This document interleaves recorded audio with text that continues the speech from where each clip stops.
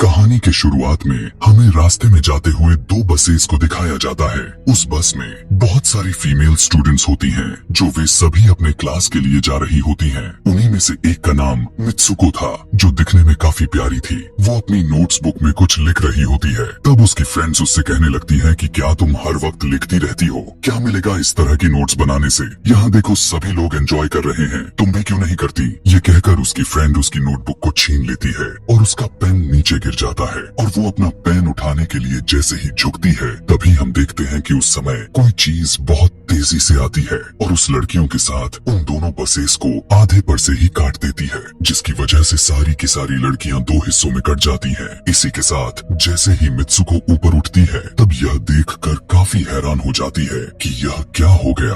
अब क्योंकि वो नीचे पेन लेने के लिए झुकी थी, इसीलिए बच गई थी। यह देखकर बहुत ज्यादा डर जाती है और बस से उतरकर भागने लगती है। यहाँ पर हमें पता चलता है कि इन सभी को काटने वाली चीज कुछ और नहीं बल्कि हवा ही थी, जो सभी को काट रही थी। यह हवा अब मित्सुको के पीछे भी पड़ जाती है। यह देखते हुए मित्सुको चिल्लाते हुए काफी तेजी से भागने लगती है। भागते समय उसे आगे चार लड़कियां और भी दिखाई देती हैं और वो उन्हें झुकने के लिए कहती है, लेकिन काफी देर हो चुकी थी। वो हवा उन्हें भी आधे पर से काट कर चली जाती है। लेकिन उनमें से मित्सुको एक लड़की को बचा लिया था कि तभी इन्हें कुछ साइकिलिंग करते हुए लड़कियां नजर आती हैं, जो कहीं पर जा रही थी। उन्हें भी ये बचाने की कोशिश करती हैं, लेकिन वो हवा उनके साथ भी वही करता है जो अभी इनके दोस्तों के साथ हुआ। और इसी दौरान वो लड़की भी मारी जाती है, जिसे अभी उस अदृश्य चीज से बचाया था। अब वो यह देखकर काफी डर जाती है और वो इधर उधर भागने लगती है। आगे हम देखते हैं कि मित्सुको जब एक नदी के पास जाती है, तो वो यह देखकर हैरान हो जाती है कि उस नदी में भी पहले से बहुत सारी डेड बॉडीज पड़े हुए थे,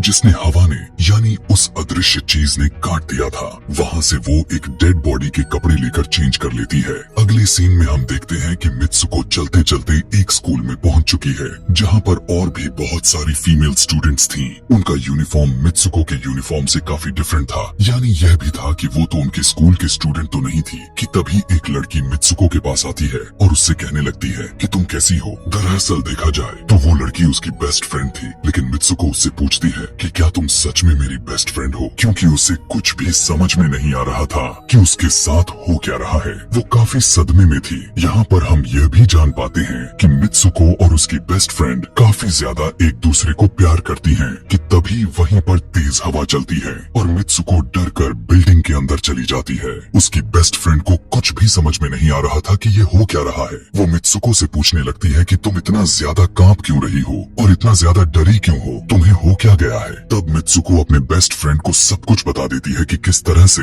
एक हवा का झोंका आया और उसके स्कूल के सभी स्टूडेंट्स को काट कर चली गई। यह सुनकर उसकी दोस्त उसे विंडो के पास ले जाकर उसकी हाथ बाहर निकाल कर कहने लगती है कि ये देखो, ये बस हवा है और कुछ नहीं। यहाँ पर मित्सुको के दिल को कुछ शांति मिलती है और इसे लगने लगता है कि शायद ये मेरा ख्वाब ही हो सकता है। जिसके बाद मित्सुको का बेस्ट फ्रेंड अपने दो और दोस्तों को लेती है और क्लास को बंद करने का प्लान बनाती है। जैसे ही ये चारों क्लास के बाहर जाने के लिए निकलने ही वाली होती हैं कि तभी वहाँ पर उनकी टीचर आ जाती है और उन्हें देख लेती है, लेकिन वो चारों वहाँ से भाग जाती हैं। वे चारों भागते भागते एक लेक पर आ जाती हैं। वहाँ पर मित्सुको की बेस्ट फ्रेंड अपने दोनों दोस्तों को भी उसके ख्वाब के बारे में बताती है। तभी उनमें से एक लड़की कहती है कि हो सकता है कि यह सच हो, जैसे मिरर वर्ल्ड होती है जहाँ पर इस दुनिया से ऑपोजिट यानी उल्टा होता है। यह कहकर वो तालाब में एक पत्थर फेंक कर कहने लगती है कि देखो, यहाँ पर मैंने तो पत्थर फेंका है, लेकिन हो सकता है कि दूसरी दुनिया में मैंने ऐसा ना किया हो। कि तभी अचानक से उस तालाब में से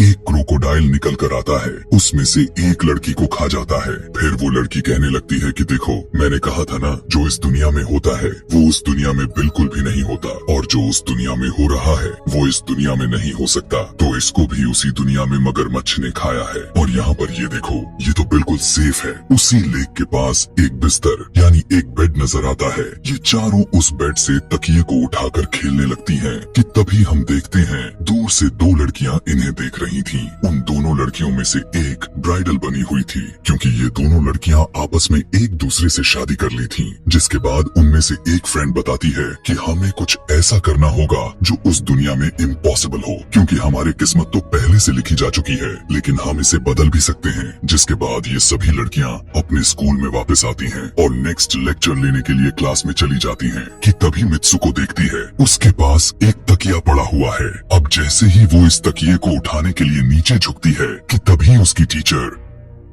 पूरे क्लास में गन से फायर करने लगती है और जैसे ही मित्सुको उस तकिए को उठाकर ऊपर देखती है तो उसके क्लास के सभी लड़कियां मारी जा चुकी होती हैं और यहाँ पर एक बार फिर वो बच जाती है जैसे पिछली बार अपने ड्रीम्स में बच गई थी। मित्सुको की टीचर उसके पास आकर कहती है कि तुम्हारी हिम्मत कैसे हो गई, इस क्लास को बंद करने की तुम्हारा भी मरना तय है। कि तभी उसी वक्त दो लड़कियां और आ जाती हैं और मित्सुको को बचाकर वहाँ से भागने की कोशिश करती है, लेकिन एक दूसरी टीचर वहाँ पर आकर उन दोनों लड़कियों को मौत के घाट उतार देती है। अब जितने भी स्टूडेंट्स की जान बच गई थी, मित्सुको उनके साथ बाहर भागने लगती है, लेकिन स्कूल की सभी टीचर्स उन सभी लड़कियों पर फायरिंग करने लग जाती हैं। अब यहाँ पर फायरिंग के दौरान सभी लड़कियां जैसे ही वहाँ से बाहर आती हैं, तो यहाँ पर हवा उन्हें काट देती है। यहाँ पर अब मित्सुको यहाँ पर एक बार फिर से अकेली रह जाती है और वो वहाँ से भागकर क्राउड एरिया से होता हुआ पुलिस स्टेशन में जाती है। वो वहाँ पर सब कुछ बताने लगती है। उसकी यह बात सुनने के बाद पुलिस वाली लड़की उससे कहती है कि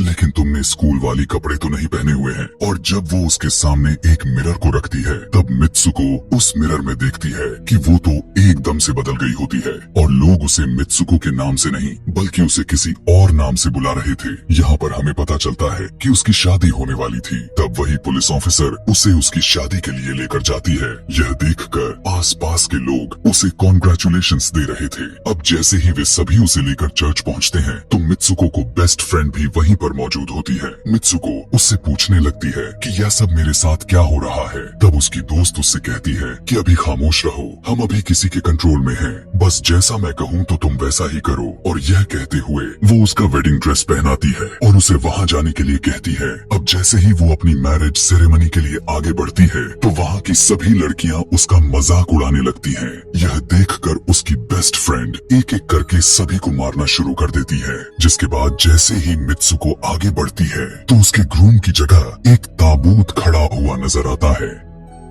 उस ताबूत को खोले जाने पर एक बड़ा पिग बाहर निकल कर आता है। मित्सुको उसे देखकर काफी ज्यादा डरने लगती है और एक टूटी हुई बोतल से उस पर अटैक कर देती है। जिसके बाद मित्सुको और उसकी बेस्ट फ्रेंड चर्च से भागते हुए बाहर आ जाती हैं। यहाँ गेट पर भी दो लड़कियाँ इन्हें रोकने की कोशिश करती हैं, लेकिन मित्सुको की बेस्ट फ्रेंड इन्हें मारकर वहाँ से भाग जाते हैं। उधर मित्सुको दूसरी तरफ भाग रही थी क्योंकि अब उसे लगने लगा था कि उसके साथ कुछ ज्यादा ही गलत हो रहा है। आगे जाने पर एक और मिरर में खुद को देखती है तो वो एक बार फिर से खुद को बदला हुआ पाती है। अब जिस जगह पर मित्सुको थी वहीं पर रेस हो रही थी कि तभी उसके पास कुछ लड़कियां आकर उससे कहने लगती हैं कि तुम तो बहुत अच्छी रेसर हो, खड़ी क्यों हो, भाग क्यों नहीं रही। और जब वो भागना स्टार्ट करती है तब वो खुद में काफी एनर्जी फील करने लगती है। जिसके बाद मित्सुको रेस जीतने की पूरी कोशिश करने लगती है। भागते समय उसे अपने डेड फ्रेंड्स भी नजर आती हैं जो कुछ वक्त पहले उसके स्कूल में मारी जा चुकी थी। कि तभी उसी वक्त उसकी बेस्ट फ्रेंड भी आ जाती है। तभी ये दोनों नोटिस करती हैं कि वही पिग और वो औरतें जिन्होंने इनको चर्च में रोक रही थी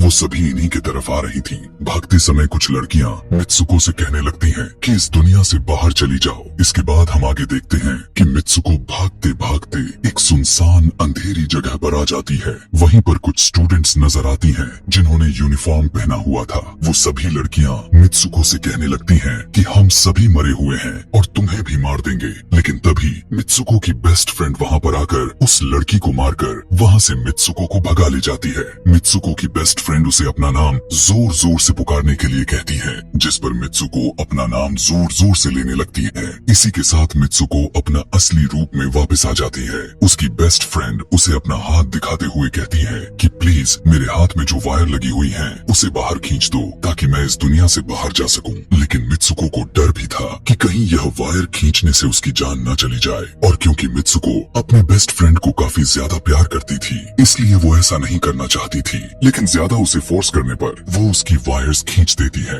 वायर खींचते ही उसकी बेस्ट फ्रेंड की बॉडी दो हिस्सों में बट जाती है और तभी उसी वक्त उसे एक गेट नजर आती है। उस दरवाजे से बाहर आने पर वो देखती है कि अब वो आदमियों की दुनिया में आ चुकी है। वहीं पर उसके पोस्टर्स भी लगे हुए थे। जिस पोस्टर को कुछ लड़के देख रहे थे तभी एक लड़का मित्सुको के पास आकर कहता है कि तुम फ्यूचर में हो। इस बात को सुनते ही वो बेहोश हो जाती है। कुछ टाइम के बाद जब उसे होश आता है तब वो आगे बढ़ती है। तब वो देखती है कि एक बूढ़ा आदमी गेम खेल रहा होता है और उसी गेम में मित्सुको वही कैरेक्टर नजर आती है जो अभी बनी हुई है। मित्सुको को देखते ही बूढ़ा आदमी कहने लगता है कि मैंने ही इस गेम को बनाया है और मैं ही हूँ जो तुम लोगों को कंट्रोल कर रहा हूँ। तुम तो बहुत पहले मारी जा चुकी थी, लेकिन मैंने तुम्हारा डीएनए लेकर तुम्हें फिर से बनाया। मित्सुको को जब यह बात सुनकर उसे पता चल जाता है कि यह एक गेम है तो उसे लगता है कि शायद मैं अभी भी अपने दुनिया में जा सकती हूँ। कि तभी उसी समय एक आदमी आता है और मित्सुको को अपने पास बुलाने लगता है। तब वो बूढ़ा आदमी मित्सुको से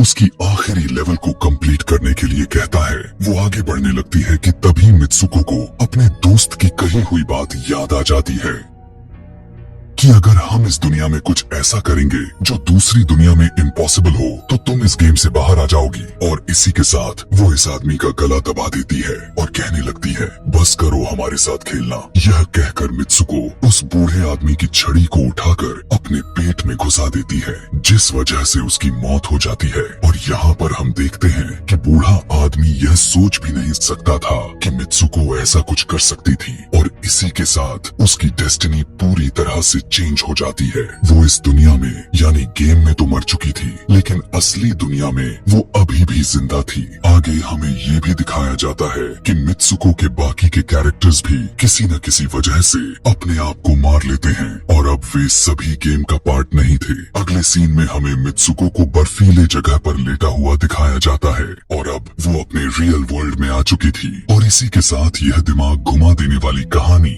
यहीं पर खत्म हो जाती है। आगे और भी ऐसे ही एक्सप्लेनेशन मूवीज देखने के लिए कमेंट में नेक्स्ट लिखना ना भूलें। Thanks for watching.